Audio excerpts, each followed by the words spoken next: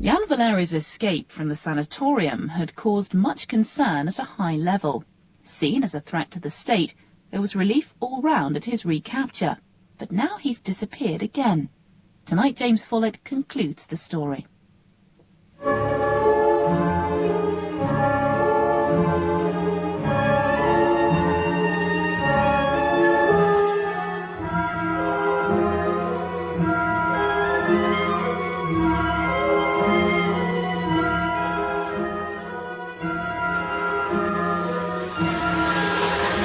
Now look, Suskin, old chap, you can't take curves at those speeds with goods trains. You derail the nuts. And you've gone through that signal. My control box keeps sticking. Nonsense. Model trains are just like humans. They require that delicacy of touch. I get the distinct impression that you don't approve of my hobby. I didn't say that. You don't have to. The art of interrogation is building as much on what a man does not say as what he does say. The difficulty is to get him to say what he doesn't want to say and then getting him to believe it. That's why I like my model trains. I can make them do exactly what I want them to do, when I want them to, and how I want them to. I see. Do you? You know, I have this feeling that you're thinking what a silly hobby I have, playing with model trains. Oh, no.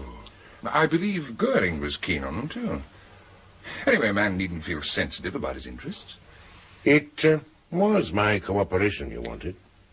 My chief told you why I wanted to see you, didn't he? Yes. I hear you've lost Valeri. Careless. He escaped. Well, I didn't suppose that you'd let him go, although I must admit that I was tempted to do so when I had him. Oh, he was difficult. Oh, you could say that. Is that why you took over the interrogation personally? My dear chap, I had one of my best men dealing with him, and in 2 weeks of intensive work, he got nowhere, and so I took over. The confession took 3 months. 3 months of hard work, and now he's free. What did he confess to? We were after 2 things. A confession that he was publishing subversive literature by writers expelled from the Writers' Union, and we were also after some information on his colleagues. What made him change his mind about confessing? We did a deal with him. Light sentence in exchange for information. Which he provided. Of course. That's why we're all so upset about Valeri's escape. He could be in danger from his friends. My department maintains a full awareness of its responsibilities. Then why not arrest them on the strength of Valeri's confession? It has to be checked. It's 2 months since his trial. Suskin, if you're making oblique references to the efficiency of my department, perhaps I should remind you that it was not my department that allowed him to escape. Because it's absurd that my department should be responsible for prison camps, and yet our most dangerous criminals go to sanatoria controlled by the health ministry. Perhaps I could see this confession. Well, I don't see why you shouldn't see our file on Valeri. We'd better go down to Central Records and dig it out. There's about 200 hours of interrogation tapes there, if you want to listen to them. Yes, if I may. Right. Then I'll just shunt this fellow into a siding and we'll go down.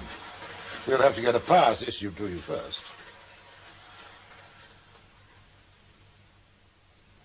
If you would just keep your head steady for a few seconds, please, and try not to smile. Thank you. I'll just fill in the rest of the pass while we wait for the photograph. Will Mr. Suskin be looking at other files, sir? No, just the Valeri file. Purpose of visit to view file number 40557-20. How about the tapes? Oh, yes, you'd better put down and associated tapes on his pass. Yes, sir. You know, you're lucky, Suskin. We usually take a month to issue a new pass. The photograph is ready. Now, you must wear the pass all the time you're in the Central Records area, Suskin. If you take your jacket off, transfer it to your shirt, understood? Yes. Here's your pass, Mr. Suskin. You must wear I've it all... told him. Okay, well, let's go and find that file.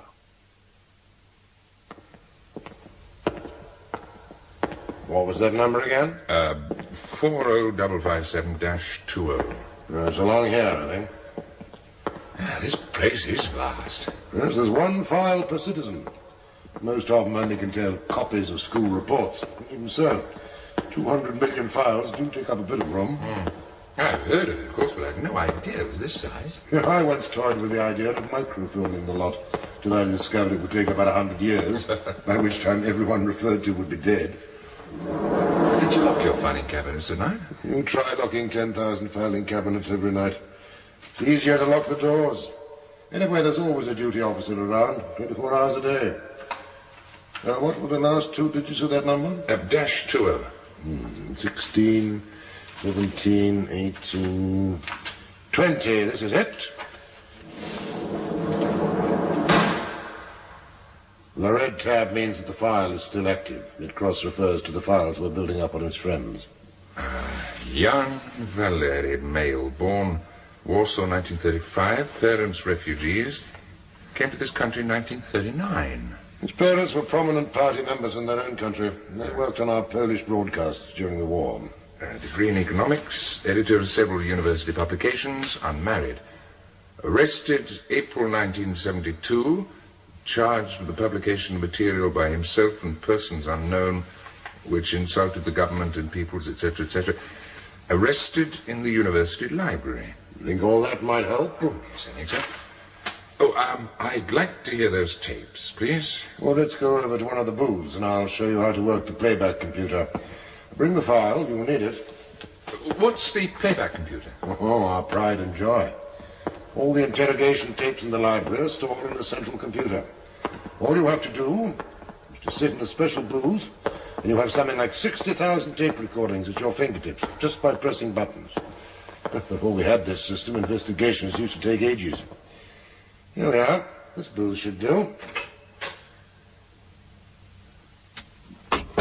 That's right. Now you sit at the console. Yes. There's paper in the drawer there for notes. Now then, turn to the back of the file. That list is a brief synopsis of each recording made during the interrogation sessions. And the number in this column is the acquisition number for each tape. Now, all you have to do is to select the tape you wish to hear, punch the number out on this keyboard, and the tape will be played over that speaker. That switches this booth through to the computer. It says standing by on that screen. What tape would you like to hear first? The first session you had with him. Right, I'll just punch out the number, like so.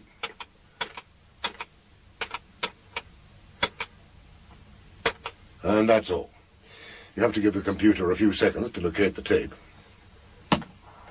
Now, hear that? Any second now. Good morning, Jan. Take a seat. I've not seen you before. What happened to the other one? A cigarette? Thanks. Who are you? Oh, just another cog. But a bigger one. What makes you think that? You wear a more expensive suit. You smoke more expensive cigarettes. And the guard called you sir. Well, you are perceptive. If you ever get up... There you are, Suskin. You could stop, play back, or advance the tapes with these controls. Now, I think you can manage? Well, it seems simple enough. Right. Well, then I'll leave you to it. Oh, could I see you tomorrow? I may have some points I'd like to go over with you. I should think so. But I must go now. You have a friend coming to see me with a replica of Stephenson's rocket. A missile? No, the world's first steam locomotive. Let's try this one.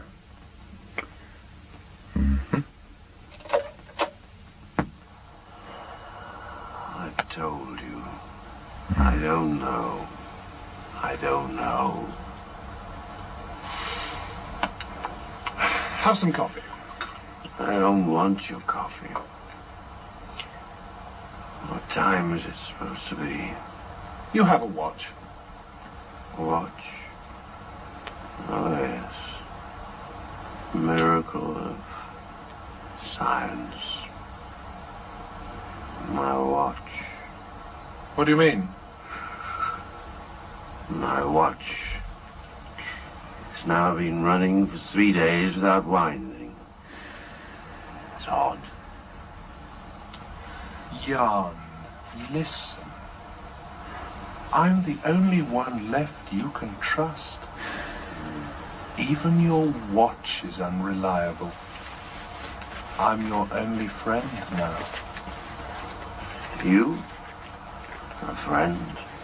Your so-called friends are lying about you, Jan.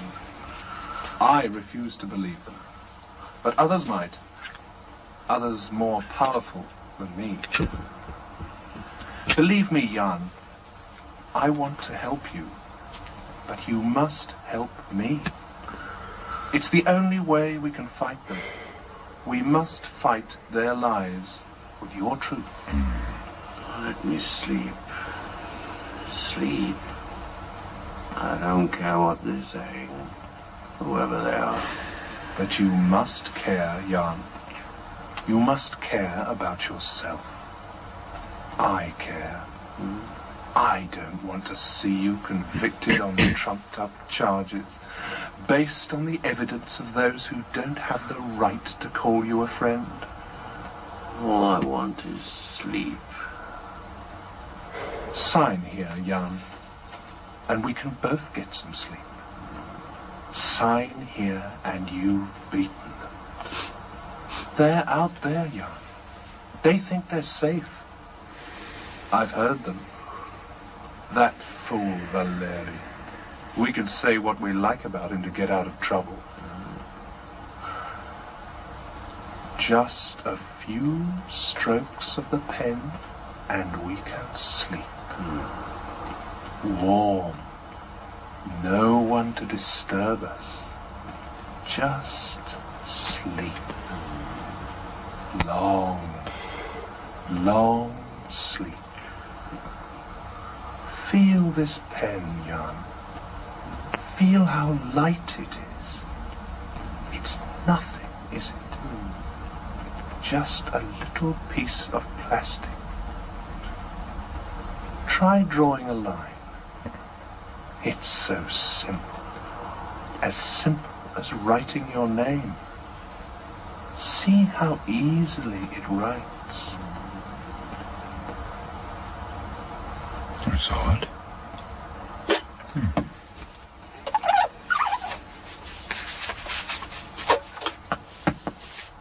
Try drawing a line. It's so simple. As simple as writing your name. See how easily it writes.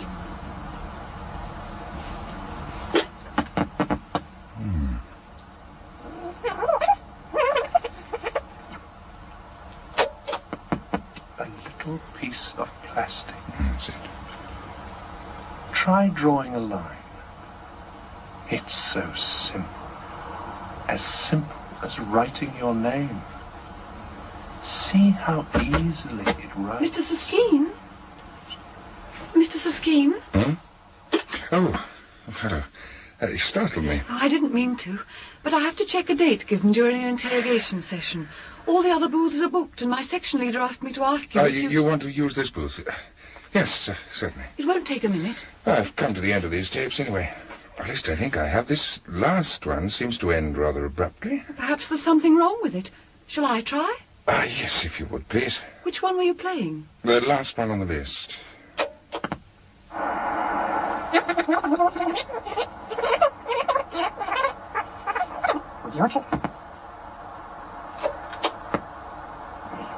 Let me sleep. Sleep. I don't care what they say. No, it's on a bit.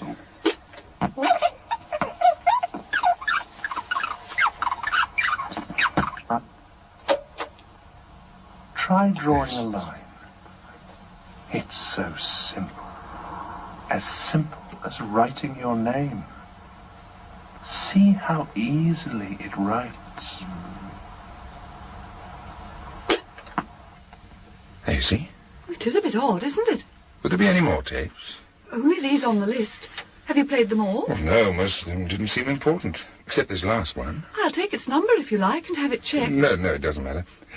Now tell me, where would I find a copy of the confession and trial transcript relating to this file? Aren't they in the file? No, they're only mentioned, but there's a cross-reference to another file. Oh, really? Let me see. Jan Valeri. Oh, I see. What? It's just that the confession and transcript are in a separate file. Yes, I had worked that out for myself. Perhaps you tell me where to look for it. Is that the number, LA 49906? Yes. The LA prefix stands for limited access. I don't think you'd be allowed to see it. Why not? Why not? The LA files are kept in a separate registry.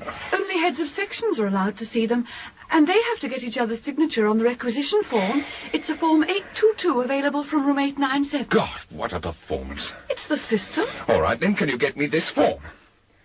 Now, look, you see this signature on my pass? General Nero himself. Now, he's taking a personal interest in this investigation. Do you want me to report you to him? But you don't understand. What don't I understand? The LA files... What's your name? The LA files, they don't exist. Don't talk such rubbish. It's true. The LA files don't exist. Then why have them numbered and classified?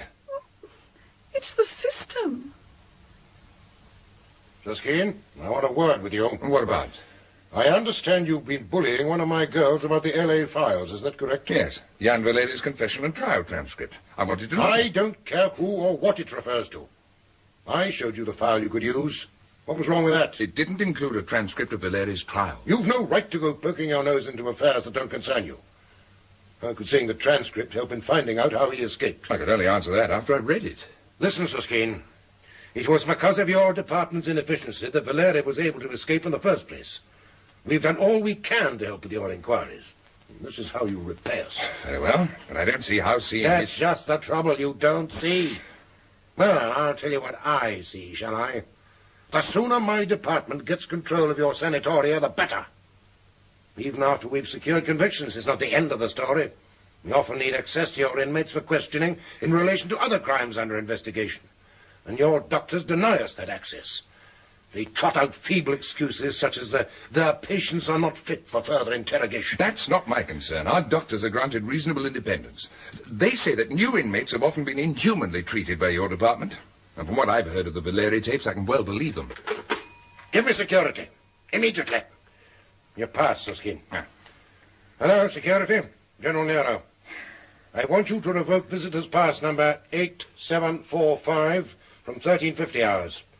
If the holder hasn't surrendered it by that time and left the building, you must carry out a full intruder search category A and place him under close arrest. Is that understood? Thank you. Here's your pass, Suskeen. You have precisely 5 minutes to get your things and get out. I specifically told you not to upset him, Suskeen. There's been a flurry of memos between Nero and the Central Executive with copies to me. My head's on the block, and it's all your fault. I'm sorry, sir. It's no good being sorry. The whole future of this department is in the balance. My only hope is that we can salvage something of our reputation by finding out how Valeri managed to escape. Nero's going to have some pretty nasty things to say about our efficiency at the inquiry. Which will produce a neat smokescreen for his own inefficiencies. Nero inefficient? How? I don't think Valeri did confess. What? I'm certain his trial was a sham, if indeed there was a trial. What makes you think so? The fact that I couldn't get hold of a transcript or a confession. For the simple reason that there was no trial and there was no confession. But Valeri received a light sentence because he confessed. No, Nero did the next best thing. He fixed a light sentence so that Valeri's friends would think he had confessed. It served two useful purposes. Firstly, there was a chance that it would frighten Valeri's friends into making a wrong move. And secondly, it covered up Nero's failure to obtain a confession. Which is all very interesting, but I can't see what it has to do with Valeri's escape. But at least we know now why he escaped. He probably thought he wouldn't be free for long, just long enough to get word to his friends that he hadn't betrayed them. He could have written to them. Nero thought of that, remember? He contacted the sanatorium governor direct and told him to stop all Valeri's letters. I think you're building too much on flimsy facts. All the evidence points to a confession by Valeri. The best piece of evidence would be the confession itself. Now, where is it? And another thing. Valeri didn't betray anyone in over 200 hours of interrogation. They used some pretty nasty methods, too. So, what do we do now? There's a suggestion in my latest report. I didn't take it seriously, neither should you. Why not? Well, it's a crazy idea. Absolutely. It's never been done before. All the more reason for trying it out. I'm responsible for everything that goes on in this department, and I'm certainly not prepared to accept responsibility for the consequences of your harebrained schemes. Supposing I went ahead with it while under suspension. If anything went wrong, you could produce my suspension notice and deny all knowledge of my activities. If things turned out according to plan, we could forget the notice and You could take the credit. You really think I could accept such a scheme? You don't have to accept it. You will have no knowledge of what I'm up to. I've typed out my suspension notice. All it requires is your signature. You can keep it in your desk until needed. The idea is sheer lunacy, Suskin. I can't possibly permit it. Why not, Governor? I even went to the trouble of arriving with an armed escort. I'm sorry, but I can't allow you to mix with the patients. I only want to mix with one. No. You have no choice. All the papers are in order. I prepared them myself. The warrant says you are to be committed for an indefinite period. I'm prepared to remain here until I find out how Valeri escaped. You'll be wasting your time. Whatever method he used, he kept it to himself. I'd like to share a room with Dansky. Impossible. He's been moved to another room with another patient. Then move him back again. Well, what if I refuse? I'll have you relieved of office. The department has given me a free hand. I shall take the matter to a tribunal and plead gross interference by security. What have you to hide? Hide? Oh, don't be absurd. Why should I have anything to hide? Why should you object to accepting me as a patient? Because you are not a genuine patient. According to those papers, I am. The patients will recognize you from previous visits. I don't suppose shaving off your beard will fool them. Why not? It fooled you. And you've always seen more of me than the patients. It only needs one patient to recognize you. It'll be all over the place in 5 minutes. Gossip is a fine art in here. I'm prepared to chance it. Well, I'm not. I don't want to upset our routine. Another escape would do that nicely. There won't be another escape. If I found out how Valeri did it, I could always try it out myself. That would be interesting. Then I take it you agree. Well, as you said, I have no choice. Besides, I'd like to see you match your wits against Valeri's. Why the long silence, my friend? Oh, thinking. Oh, it does no good in this place, brooding all day. You must find something to occupy your mind. I can't paint. Neither could I, until I learned to treat colors like words. The difference between writing and painting is not as broad as you might think. Colors have to be of the right strength, placed in the right place, in the right sequence. What were you thinking about? Oh, how much longer I'm likely to be stuck in this place. It's strange how prison can fulfill man's basic needs. Food, warmth, shelter, human companionship, and even solitude. All that matters in the end is that there should be companionship. Don't you agree, my friend? All I want to do is escape. Escape from what? This place is only an honest version of the outside world. The walls may be cold and grey, but at least you can see them, touch them, focus your attention on them. In here, you know what your boundaries of freedom are. Outside, all is vague. I prefer a vague outside world to this.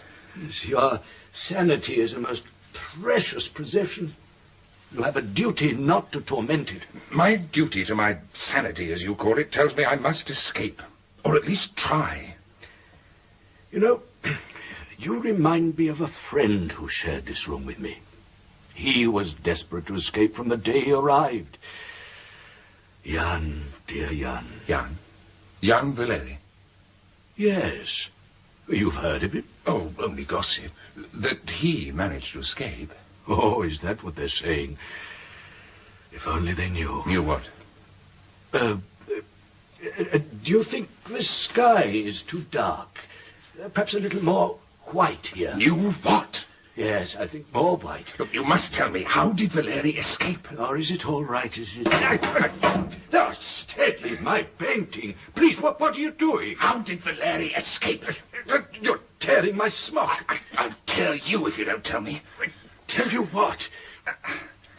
You're hurting me. Are you going to tell me, or do I wring your neck? My friend, you mustn't raise your hopes about escaping. It's impossible. Valeri managed to. Oh, you've smudged my painting. All right, I'll tell what little I know.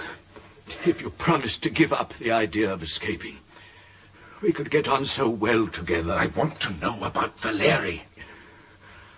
Well, before he came here, Jan was having an affair with the governor's daughter. What? What's the matter? Nothing. Did Valeri tell you this? Oh, I knew already. She came to see me before Jan was arrested. What for? What for? To take away the manuscript of a book I'd written. A book? She told me how Jan got to know her for that specific purpose. Despite that, she was very fond of him. Yes, of course. The governor must have had quite a shock when he discovered her letters to Valeri forwarded here. Jan never received letters. That doesn't mean they weren't sent. Oh, I suppose not. What happened to him? Well, one day, the governor sent for him, and that's the last I saw of him. And you kept quiet? Yes. Why? Well, for the simple reason that there's no one here to listen. Unless you want to spread gossip. Didn't you worry about him? He was your friend. What good would worrying do? Where are you going? I'm going to escape. Yes? Patient Prukov to see you, sir. Who? Oh, yes. Send him in. Come. Patient Prukov, sir. Ah. Come in. Sit down. Asylum, not disturb, please. Sir. Well, Suskin, I was wondering when you'd want to see me. Enjoying your stay? I found out about Valeri. Have you indeed? Well, I think that calls for a drink. No, thank you. Well, you don't mind if Go ahead. I now know the truth. Well, you are a clever fellow. Cheers. What did you do with the body? Oh, really, Suskin, what did you do with the body? You sound like a cheap melodrama. Well? Well, as I don't know what body you're talking about, I can hardly answer your question. You murdered Valeri when you discovered he'd implicated your daughter in his activities. Well, that's a fascinating theory. Do you have any more? Or did that one exhaust you? I'm returning today to question your daughter. Meanwhile, I'm placing the matter in the hands of the police. Well, why should they be interested? They're always interested in murder. Who said there'd been a murder? A careful search will reveal that. Oh, I see. You'll search West Berlin, I take it? West Berlin? Why? Well, that'll be the best place to look for Valeri. What are you trying to tell me? That Valeri didn't escape? I'm not trying to tell you anything. I thought you knew all the answers. Don't play games with me, Governor. What do you know about Valeri? He married my daughter in West Berlin yesterday. Married her? And now I'm beginning to see. Excellent. Let's drink to their future happiness. What are you doing? Calling head office. I'm sorry, Suskin. You're not calling anyone. Where do you think you're going? I'm going to make a call from the outer office. Now, please don't interfere. Please unlock this door. Rule 45. The governor must ensure that the door is locked on the outside when interviewing patients in his office. I believe you wrote that rule, Suskin. Aren't you pleased your directions are carried out to the letter? You forget I am not a patient. Really? My word, there must be some mistake. Let me see now. No, there's no mistake. Here's the committal warrant for one William Bruckhoff with an excellent photograph of you. And the papers are signed by a chap named Suskin. But you know... perhaps you'd like to peruse them? No, thank you. It seems I'll have to wait until And here's another interesting paper you ought to see. I am not interested. But you should be. It's a letter I've just received from the Central Executive. Well, I'll read it anyway.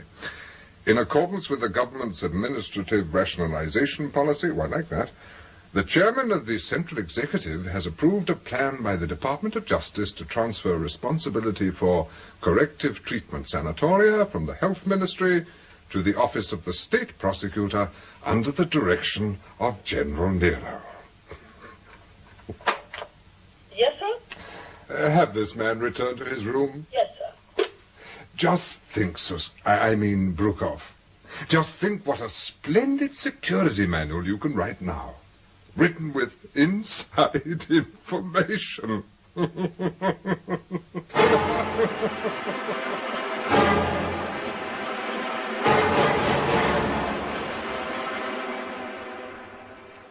In Rules of Asylum by James Follett, Suskin was played by Vernon Joyner, the Governor, Manning Wilson, Nero, Francis de Wolfe, Dansky, Cyril Shaps, Suskin's chief, Brian Haynes, Jan, James Beattie, Anna, Caroline John. the restaurant manager, Godfrey Kenton, the librarian, Betty Huntley Wright, Alex, Neville Jason, interrogator, John Challis, Zoe, Rosalind Slater, and the archive clerk, Diana Bishop. The play was produced by Margaret Ettle